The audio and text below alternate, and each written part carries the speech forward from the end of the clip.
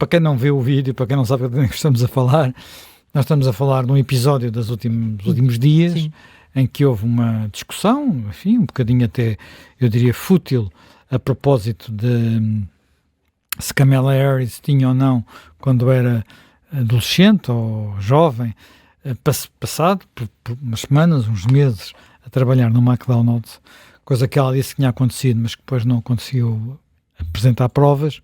Ele resolveu ir passar um momento no McDonald's, criar aquilo que eles chamam uma photo opportunity no McDonald's, e portanto entrou para lá, pôs um avental, andou a fritar batatas fritas, andou a servir as pessoas que vêm de carro, não é? Portanto, a passar no drive-in. Portanto, fez de empregado de McDonald's. Bem, e com ar... Isto não é inédito, o Clinton, o Reagan também já... De vez em quando, fazer este tipo de coisas não é assim uma coisa muito fora do comum. Digamos que é mais fora do comum, porque aquilo é um emprego por onde passam às vezes muito mais americanos do que nós pensamos, porque muitas vezes passam por lá muito novos. É até visto como uma forma de formação quase da juventude. Sim. Às vezes é durante apenas alguns meses. E um trabalho de estudante para ganhar trabalho de estudante, às vezes é o tipo de trabalho de estudante. Eu tenho uma amiga minha que teve uma filha, por acaso, uma filha que fez isso durante não sei quanto tempo, sei que ela acabou por até chegar a gerente, depois fez o seu curso universitário, fez outra vida. Portanto, é uma coisa comum. Mas isto basicamente aproxima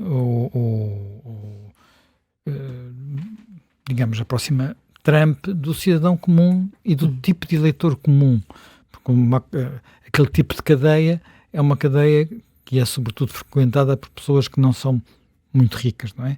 Nós temos os preços aumentaram bastante nos últimos 2 anos, à volta de mais de 20% nos McDonald's americanos, o chamado índice Big Mac, que é uma coisa que os economistas às vezes serve de referência, não é o preço o preço sim, muitas vezes referem isso.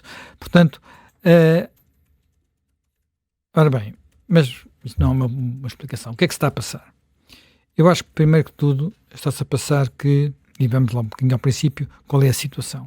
A situação, de acordo com as sondagens que eu vi ontem à noite, não sei se entretanto já há mais algumas, porque há dezenas de sondagens todos os dias nos Estados Unidos, de acordo com os painéis que fazem a média das sondagens, que é aquilo que interessa, portanto, para tentar mitigar os erros, portanto, e há muitos também, há vários.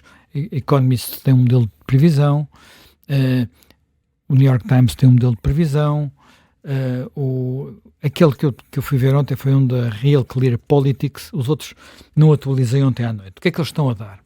Estão a dar basicamente que Kamala Harris continua à frente no voto nacional, portanto, por uma margem que ontem era inferior a 1 ponto percentual, mas está atrás, às vezes quase sempre por margens inferiores a 1 ponto percentual, ou enfim, depois ali há pequenas divergências conforme estes agregadores, ou às vezes marginalmente à frente, nos 7 estados que vão decidir a eleição, que são aquilo que os americanos chamam swing states, e que o facto de decidirem a eleição deriva da forma como os eleitores americanos votam. Para se ter uma ideia, quer dizer, isto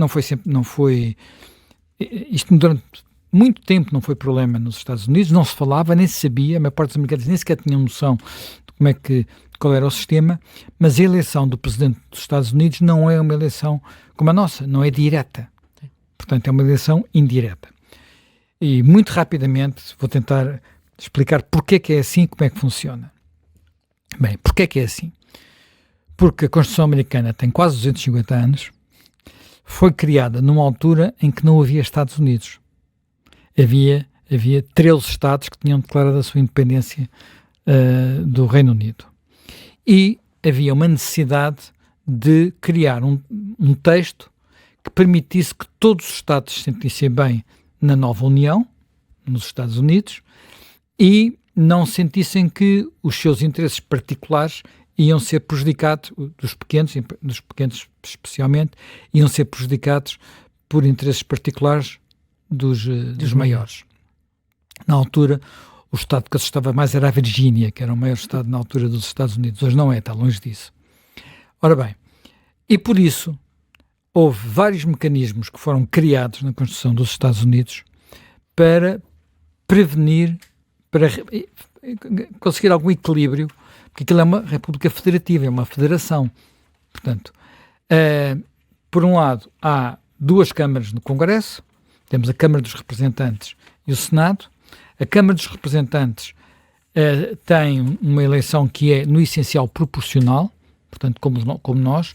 Não é totalmente proporcional, porque os Estados mais pequenos garantem a sua representação, mesmo quando, hoje em dia, no princípio não era obrigatoriamente assim, mas hoje em dia, a relação entre a população dos Estados mais pequenos e dos Estados maiores é de 1 para 60.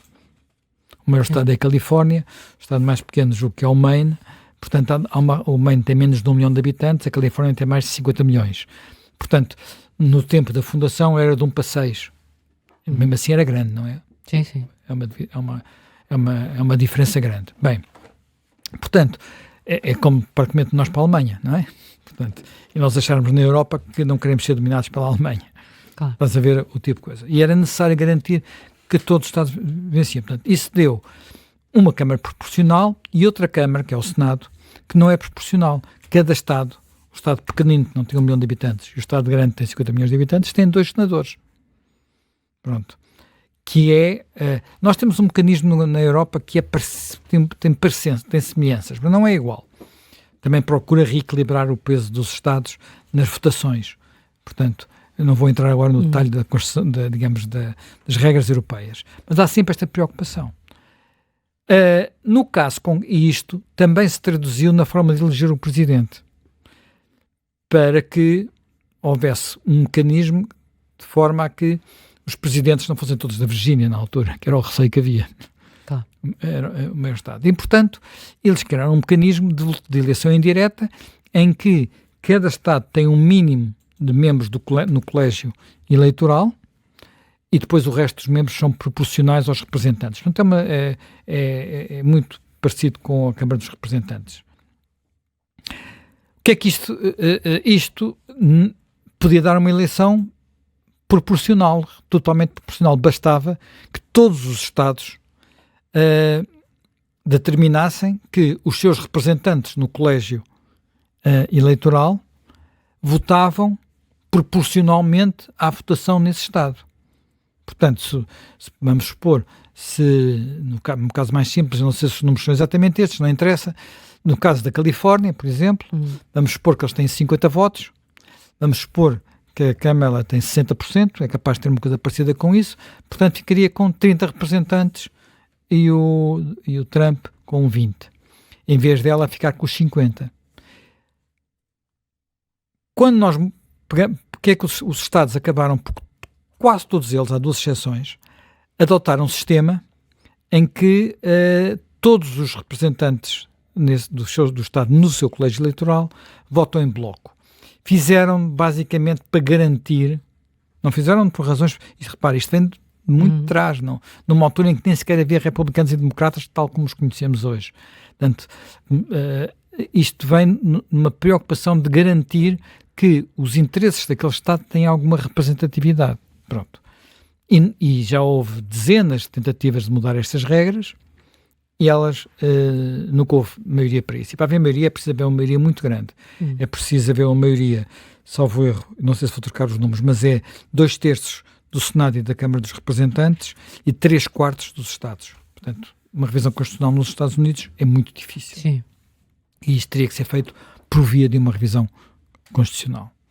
Ora bem, ou de uma emenda à Constituição, que é como eles dizem.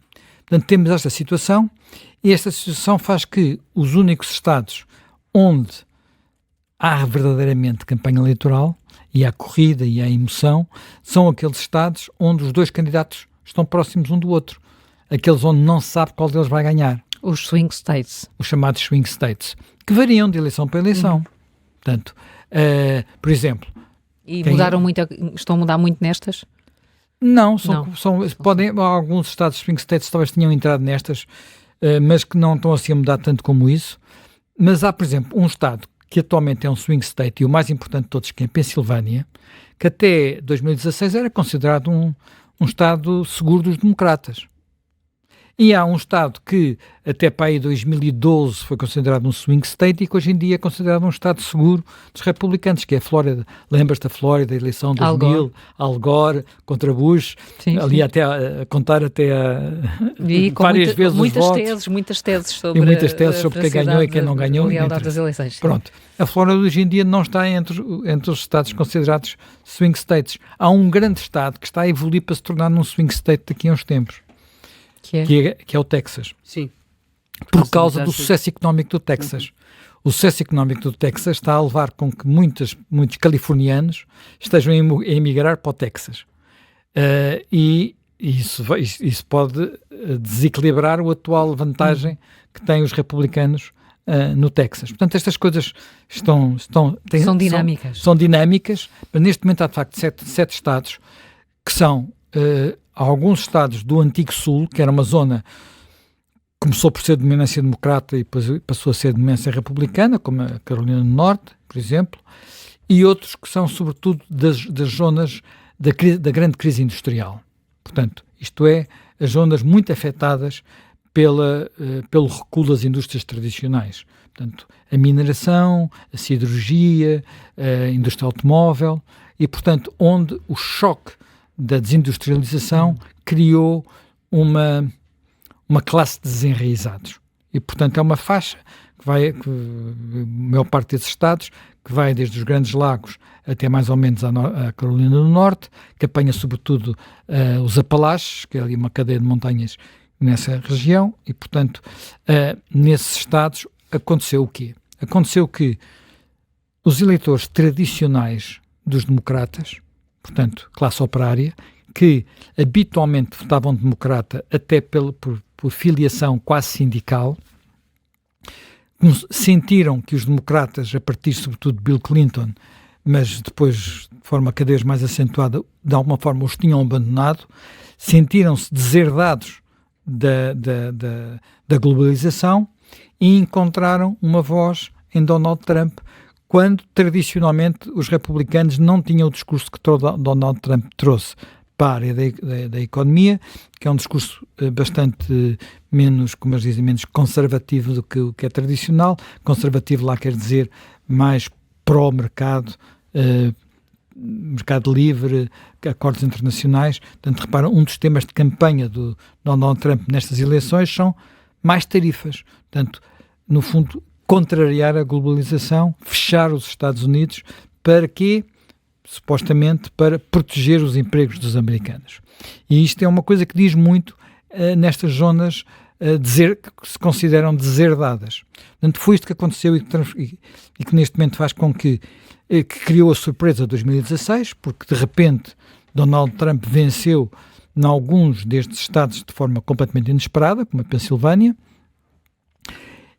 que em 2020 houve, na maior parte desses estados, uma vitória relativamente folgada de Joe Biden, até porque Joe Biden tinha uma vantagem grande, tinha duas coisas que eram importantes para poder recuperar uma parte deste voto. Uma era que era um senador há muito tempo e sempre tinha sido um homem dos sindicatos. Portanto, alguém que tinha trabalhado com os sindicatos. E os sindicatos são uma grande máquina de voto nos Estados Unidos. Portanto, aquela ideia de que uma grande máquina põe as pessoas na rua, fazem campanha, têm muito dinheiro, alguns desses sindicatos, e, portanto, são muito importantes. E ele tinha uma relação, até por décadas no Senado, de ser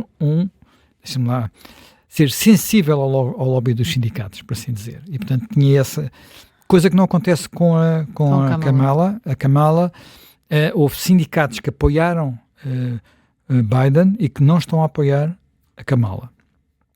Portanto, e depois houve outra coisa que também é relevante e que tem a ver com a imagem de um senador e também, de certa forma, um vice-presidente no tempo de Obama, que era uma figura moderada no Partido Democrata. Portanto, porventura até na ala direita do Partido Democrata, o que permitia que muitos eleitores republicanos ou independentes que não gostavam de Trump votassem tranquilamente em Joe Biden porque entendiam que ele era um moderado. Ora bem,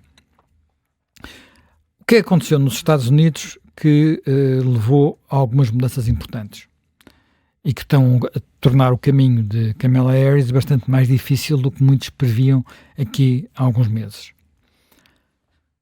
Por um lado, eu ontem estive a ler um artigo muito interessante, escrito por claramente alguém muito à esquerda, e que tentava explicar porque é que aquilo que durante cerca de 15 anos foi um crescimento dos ativismos, portanto, tem coisas como Occupy Wall Street, o Black Lives Matter, de alguma forma também o Me Too, trouxeram agendas muito radicais para o lado da esquerda que contagiaram de alguma forma o Partido Democrata e, mais do que isso, estes ativismos, que são muitos ativismos, ao contrário, digamos, do ativismo tradicional, que era um ativismo mais político e que, portanto, com uma agenda multifacetada, muitos destes ativismos têm só um ponto na agenda e, portanto, não cedem em nada. Portanto, tornam-se, nesse ponto, muito radicais e muito intransigentes. E isso acabou por criar, de alguma forma, uma reação, desencadear uma reação que já se notava antes noutras eleições e que de alguma forma pode prejudicar Kamala Harris, que numa altura em que estes ativismos ainda estavam, digamos, em cima, 2019, quando foi pré-candidata às primárias dos democratas, fez declarações que estão a atormentar agora, não é? Porque estão as declarações que ela fez nessa altura, que são, digamos, muito à esquerda para o mainstream americano, e algumas delas mesmo, muito à esquerda mesmo para Portugal, não é? Portanto, como por exemplo, como por exemplo, permitir transições de sexo pagas pelo Estado nas prisões. Portanto, é uma coisa que mesmo aqui em Portugal levantaria seguramente muitas dúvidas à nossa esquerda. Portanto, e isso está a ser usado nos anúncios de campanha, porque a campanha americana faz em comícios, mas depois faz sobretudo nas televisões e nas rádios, com campanhas de publicidade brutais. Ela tem muito mais dinheiro que Donald Trump, mas aparentemente a campanha de Donald Trump, até por recuperar estes pontos, está a ter mais sucesso. Portanto, estamos numa situação em que podemos ter aquilo que, de alguma forma, uma repetição do que se passou em 2016. Em 2016, Hillary Clinton venceu no voto popular. Não venceu por uma margem muito grande. Venceu por menos de 2 pontos percentuais. Mas depois, ao perder num conjunto importante de swing states, perdeu a eleição. Isto não é muito frequente acontecer, mas já tinha acontecido algumas vezes nos Estados Unidos. A primeira grande discussão foi em 2000, com a eleição precisamente por causa dos votos da Flórida, em que Al Gore também teve mais votos do que Bush. E atenção, isto não é uma coisa assim tão estranha no mundo, não é? A última vez que Churchill foi eleito primeiro-ministro do Reino Unido também teve menos votos que os trabalhistas, mas as regras eleitorais permitiram que ele fosse primeiro-ministro. Não interessa agora em contar, portanto, e contar a história toda. Portanto, temos esta situação que nos swing states ela de facto está em dificuldade. E agora, porquê? Quais são os temas que têm dominado a campanha? Pronto, isto é muito relevante. Um dos temas que está muito presente e que se pensa que ela tentou de alguma forma ultrapassar foi a herança de Joe Biden.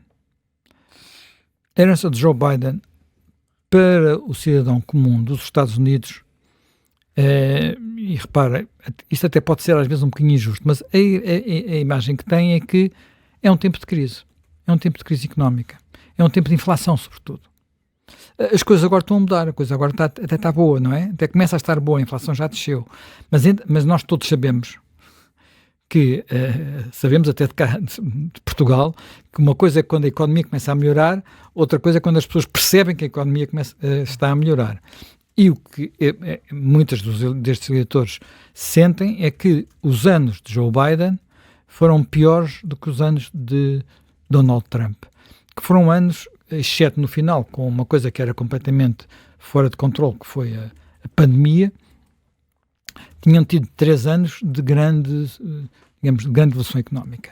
Depois há outro tema, que surge em muitas sondagens como o tema que mais preocupa os americanos, que é a imigração.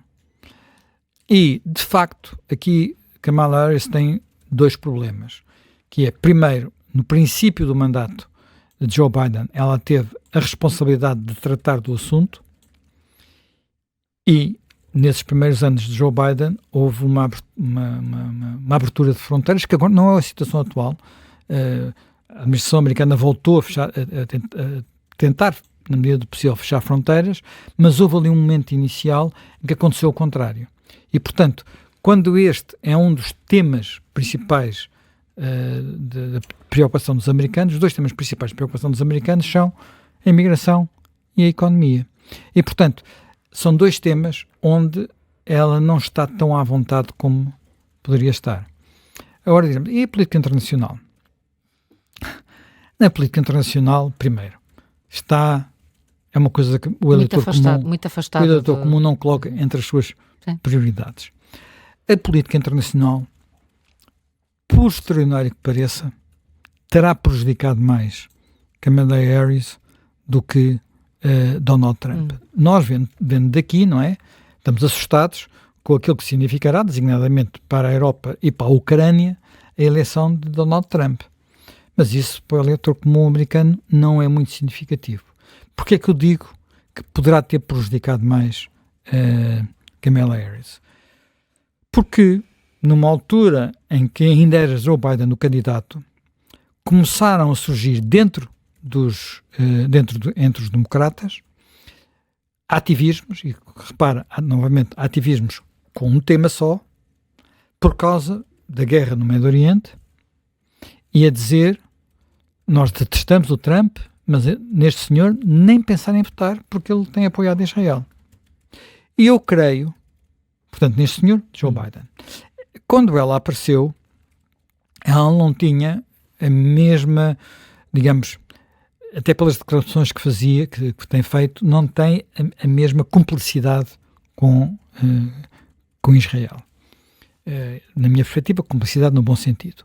Portanto, mas não sei até que ponto é que, na escolha do seu vice-presidente, optou por não escolher o governador da Pensilvânia, que lhe traria quase certeza, que lhe garantiria a vitória na Pensilvânia e com isso provavelmente lhe garantiria a eleição, porque se tratava de um judeu. Portanto, aqui a importância não é o voto judeu, porque o voto judeu tem pouco peso, quer dizer, tem influência nos Estados Unidos, mas não é determinante em nenhum dos swing states que eu saiba. O problema é que em alguns dos swing states havia, por um lado, muito ativismo estudantil, com isso ela também vive bem, não tem muito peso, mas algumas comunidades de origem mesmo muçulmanas que poderiam fazer virar o voto nesses swing states, nomeadamente o Wisconsin. Portanto, por incrível que pareça, volto eu a dizer, aquilo que podia ser, para nós europeus, um dos principais handicaps de Trump, que é a política externa, tornou-se de alguma forma no handicap de Kamala Harris. Onde é que ela está forte? Onde é que ela tem estado forte? Ela vive sobretudo de 2 temas de campanha. Lembra-se como é que foi a confusão dos anos de Trump? Só que este tema foi nessa base que Joe Biden foi eleito. Joe Biden foi eleito para não ter, porque houve uma mobilização muito grande, nunca tanta gente votou nos Estados Unidos, foi uma participação brutal, porque é habitual, de pessoas que iam lá, que não, queremos acabar com esta confusão. Ora bem, a memória dos povos é curta, já passaram alguns anos, e a memória da economia é boa para Trump na comparação com Biden. Portanto, este argumento, que é um argumento que muitas vezes é levado, portanto, já anda no domínio de se ele ganhar vem aí o fascismo, coisa que eu, não gostando de Trump, acho que não vai acontecer. E até porque já tivemos 4 anos e não aconteceu, não é? E não é por causa do 6 de janeiro que vai acontecer, porque para isso acontecer é preciso que todas as instituições colapsem e temos verificado que, apesar de tudo, as instituições americanas são muito sólidas. O princípio, o presidente tem muito poder, mas tem um poder em muitos aspectos muito limitado. Pronto. E, sobretudo, tem usado outro argumento, que é, se Trump ganhar, os chamados direitos reprodutivos vão ficar em causa. Isto tem sido o grande tema de campanha dos democratas desde a decisão do Supremo Tribunal de reverter a decisão Roe vs. Wade e, portanto, de deixar de considerar o aborto um direito constitucional. E, apesar de Trump não ser favorável à proibição do aborto, e nunca foi, não é uma novidade, ele nunca foi, portanto, favorável a isso, e considerar que a decisão deve ser dos Estados, apesar da evolução da posição do seu vice-presidente, que assim, numa campanha no seu Estado, num referendo sobre esta questão, fez campanha pelo não, isto tem sido um tema muito importante. Isto tem levado a que haja, neste momento, uma enorme clivagem, mas mesmo uma clivagem muito grande, entre quem provavelmente vai votar em Trump e quem provavelmente vai votar em Kamala Harris. Kamala Harris tem uma enorme vantagem, uma vantagem na casa dos 12, depende das sondagens, mas 12 pontos percentuais entre as mulheres, sobretudo entre as mulheres novas. As mulheres velhas, as mulheres mais velhas já é diferente, e Trump tem uma grande vantagem entre os homens. Isto é tão evidente que recentemente a campanha de Kamala fez um anúncio só para homens. Bem, eu acho o anúncio um bocadinho ridículo e talvez mesmo um tiro no pé. Porquê? Como é que é? É um anúncio que de alguma forma retrata aquilo que pode parecer um eleitor de Trump a dizer: eu voto Kamala Harris. Portanto, põem lá pessoas humildes, portanto, sem mas formação não é superior. uma caricatura do eleitor. Não é uma caricatura do eleitor. Sim. Só que faz aquilo com atores, portanto aquilo tem um lado um bocado artificial, e há pelo menos uma situação que é completamente absurda, que é quando um deles diz, supostamente um mecânico de automóveis, e diz que ele percebe tudo de automóveis, até percebe tudo de carburadores, é capaz de comer carburadores ao pequeno almoço. Que é assim uma coisa um bocado grotesca, não é? Portanto, é um bocadinho também dizer sugerir que os homens são um bocadinho grotescos. E, portanto, não foi uma grande ideia esse anúncio. Deu muita discussão nos Estados Unidos, de tal forma que eu não tenho visto os anúncios, mas esse fui ver para ver como é que era. Portanto, há esta grande diferença acrescentada. Portanto, até que ponto é que a mobilização do eleitorado feminino, que já deu, não direi não, vitórias, mas pelo menos evitou derrotas muito significativas ao Partido Democrata, designadamente nas últimas eleições, nas midterms, portanto, em 2002, se isso desta vez consegue funcionar da mesma forma a favor de Kamala Harris. Até porque em alguns estados vai haver referentes também no mesmo dia sobre este tema, e quem se mobiliza para o referendo depois também se mobiliza para votar. Pronto. Portanto, há esta estratégia, este talvez os pontos mais fortes da estratégia de Kamala Harris. Mais duas novidades dos últimos anos, mas que estão a acentuar-se nesta eleição, que estão a prejudicar Kamala Harris e a prejudicar os democratas de uma forma genérica. Eu lembro-me, quando fui aos Estados Unidos fazer a campanha de 2016, melhor, um bocado da campanha ali ao princípio, ainda antes das convenções, assisti num think tank de Washington, numa conferência de um senhor chamado Rui Teixeira, é descendente de portugueses, o nome não engana, mas que é um politólogo americano que tinha escrito um livro há pouco tempo que se chamava A Próxima Maioria Democrata. Qual era a tese desse livro? A tese desse livro era: a América está a mudar demograficamente. Telefone Peço desculpa. A América está a mudar demograficamente, portanto há uma mudança. Quem está a entrar são sobretudo cidadãos que vêm da América Latina. O número de latinos, como eles dizem, está a crescer muito, mesmo a minoria negra está a aumentar, e os WASPs são White Anglo-Saxons Protestantes, portanto, que é, digamos, a base eleitoral, tinha sido tradicionalmente a base eleitoral principal dos republicanos, está a tornar-se cada vez mais pequena, e por isso vem aí um tempo em que os democratas vão ganhar as eleições todas em todo lado. Ele escreveu agora um outro livro que é Para onde é que foram os votos democratas? Porquê?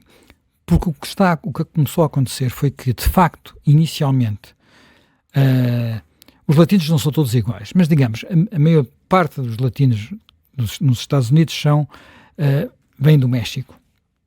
E esses, de facto, tinham tendência para votar democrata. Havia outras comunidades mais pequenas, por exemplo, os imigrantes de Cuba, que era ao contrário, por razões que se compreendem. O que acontece é que esse eleitorado tem duas características que o têm começado a afastar dos democratas e a começar a votar republicano. Um é que, do ponto de vista cultural, social, é mais conservador. Tendem a ser mais católicos, e, portanto, têm valores morais que convivem pior com a cultura woke, claramente. E, portanto, veem com horror algumas das coisas que se passam nesses ambientes. E, por outro lado, são das classes baixas também, portanto, para quem Donald Trump fala. E como se isto não fosse suficiente, está a acontecer o mesmo, ainda em menor grau, com o eleitorado negro. Sobretudo com os homens negros. Mas de forma genérica, com o eleitorado negro. E sobretudo por razões económicas aqui. E também, em parte, porque este eleitorado, aí não por questões católicas, mas mais evangélicos ou batistas, tem também muitas comunidades têm essa influência é muito grande. E, portanto, essa tal maioria democrata não apareceu, e o que está a acontecer é que esses votos estão a fugir. E por isso Estados, e também é uma das razões porque alguns Estados que pareciam seguros para os democratas de repente se transformam em swing states, e o contrário pode acontecer nos Estados que estão a receber o típico voto, o típico eleitor hoje dos democratas, que é um eleitor de classe média ou média alta, com formação universitária, com formação superior e urbano. Portanto, onde as cidades crescem e onde há esse tipo de eleitor, os democratas, quer dizer, é quase um voltar ao contrário do que era o eleitorado de há 50 ou 60 anos. Portanto, isto é muito interessante de seguir pelos politólogos. Neste momento, o resultado concreto, vamos ver, faltam 2 semanas. Em 2 semanas, esse mesmo pollster dos Clinton dizia a vantagem hoje é de Trump, mas isto pode mudar até o dia das eleições, e até dava depois alguns conselhos a Kamala, o que é que ela podia fazer para ver se isto mudava. Portanto, não é impossível que mude, mas hoje por hoje, se aplicarmos a média das sondagens, como elas estão e não com previsões da economia, que é, por exemplo, o que inclui o modelo da Economist, eu creio que hoje por hoje, como aliás já aqui há uns dias aqui disse o nosso convidado, Trump ganharia. Por muito que isso aqui visto da Europa possa parecer estranho.